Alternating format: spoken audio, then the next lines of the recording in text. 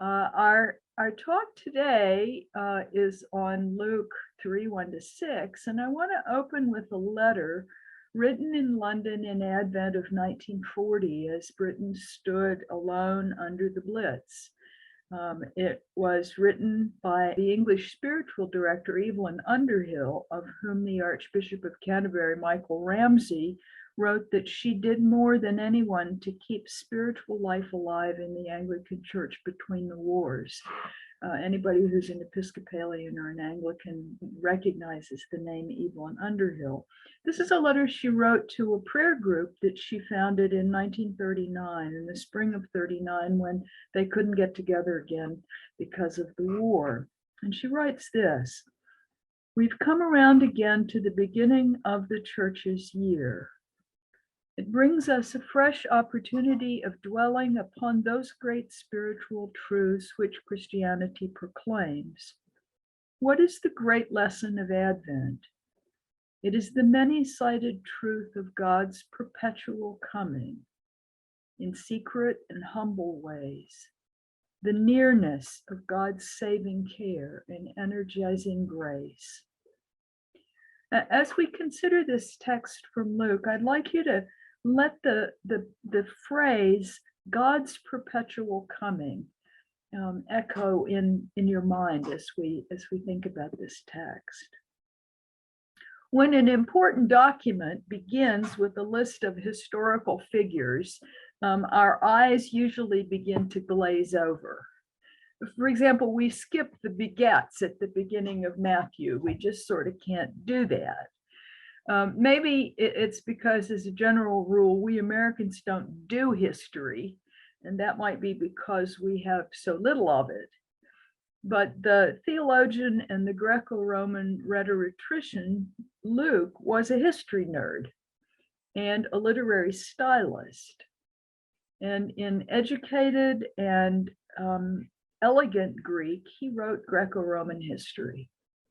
His books reflect the conventions of Greco-Roman history writing. For example, his gospel opens with a literary prologue. Our text today is actually Luke's preface to John the Baptist's preaching. We don't get John's message until Advent 3. Luke knows that the story of Jesus parallels Greco-Roman hero myths. Jesus' story is mythic in that it explains the origins of things, and it's cosmic in that it is of universal significance. It is not ahistorical. Jesus was a real person, born in real time, in an actual place. And these are facts that Luke wants to reinforce by references to contemporary figures, because Jesus' life is foreshadowed by the way that Luke presents the life of John the Baptist. So Luke Timothy Johnson, in his Sacropagina commentary, calls Luke 3, 1 and 2 a chronological drum roll. It begins with the empire, and then it moves through regional authorities to religious leaders. Tiberius Caesar ruled from 14 CE. Pontius Pilate was the prefect in Judea from 26. Philip and Lysanias were both regional tetrarchs, and the Jerusalem chief priests, Ananias and Caiaphas. All these people were known to Luke's audience, and we will meet some of them again in unfortunate circumstances or unhappy circumstances at the end of Luke's gospel. These are real people. And the mention of Zechariah, John's father, reminds the readers of Luke of the unusual conception and birth stories of John the Baptist that Luke has narrated. And they remind us of Jewish history, as does Luke's quotation from Isaiah in verses 4-6. It reminds us of the salvation history of Israel. So that John the Baptist is the great hinge. He looks back toward the prophets and forward to the promised one. He's the middleman, if you will, who links past and future. And history is central to Luke's theology, and it's important for us who live in what I think of as an ahistorical dark age. Luke believes history isn't random. It's part of God's ongoing plan, which follows a trajectory from creation to patriarchs and matriarchs, to kingdoms, to prophets, to John the Baptist, and to Jesus, who signals a new creation. The coming of Jesus is the essential event in what Evelyn Underhill called God's perpetual coming. Things were not very cheerful for Israel when John and Jesus were born. Jews in Roman Palestine and a lot of other places lived under Roman military occupation, and they paid heavy tribute taxes to Rome. The Roman governor, Pontius Pilate, was, if not corrupt, at least inept. Tiberius Caesar was no saint. The high priests and the Sadducees were often aligned with the Romans who kept them in power, which is just to say that Luke's audience must have shared our bewilderedness and our consternation at befuddled government, economic uncertainty, high taxes, and corruption in high places. This sounds familiar. Yet, Luke wants that audience to see things from a divine perspective. John the Baptist's life and message parallels those of the great prophets and also the perils that the great prophets faced. John is a proclaimer, a Greek word that means an announcer of good news. Luke then follows his recitation of contemporary history with a quotation from Jewish tradition, the quotation from Isaiah, which charges us and charged that original audience to prepare for something better that's coming. The text for John's sermon, which we'll hear next Sunday, is actually this last little quotation that we have in today's gospel. If this were a movie, it would be the trailer for what's coming. Luke's theological point is that no matter how messed up things seem to be at the moment, behind the historical morass is the plan of a benevolent God. Now, I hope that sounds like good news to you. It certainly does to me these days. Isaiah speaks of a coming one, and we'll get a lot of Isaiah this Advent season. And so did Jeremiah, but the prophet Jeremiah framed it as a promise. The days are surely coming, says the Lord, when I will fulfill the promise I made to the house of Israel and the house of Judah. In those days and at that time, I will cause a righteous branch to spring up from David, and he shall execute justice and righteousness in the land. That promise is what John the Baptist, that miraculous child of elderly parents, a story that only Luke tells, that oddly clothed dweller in the wilderness of peculiar diet, which Luke does not tell because he wants us to connect up Luke with priestly lineage through his father. The promised one is coming, says John the Baptist. Wait for him in hope. Well before Luke wrote of this past, present, future theological plan of God now being enacted, the Apostle Paul had glimpsed it. And he wrote to the church in Galatia when the fullness of time had come, that is, when the time was just exactly right.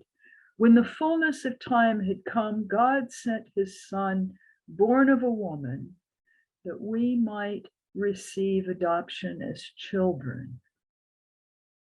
What God had promised, John the Baptist proclaims, was near. And both he and St. Paul assert it happened in Jesus of Nazareth. I think for us, living in the days that we do, there are at least two very good bits of good news in this. And the first is that we have time to prepare for promised fulfillment. In Luke's world, if a king or an important person were going to visit, people went out and smoothed out the road for his arrival so that he wouldn't get whiplashed if his chariot hit a pothole, right? Older translations, the ones some of us grew up with, spoke of making the rough places plain. Most of us are like the roads we have here in West Virginia. We have rough places and we have interior potholes. And I think it's good news that Advent gives us time to smooth out some of them.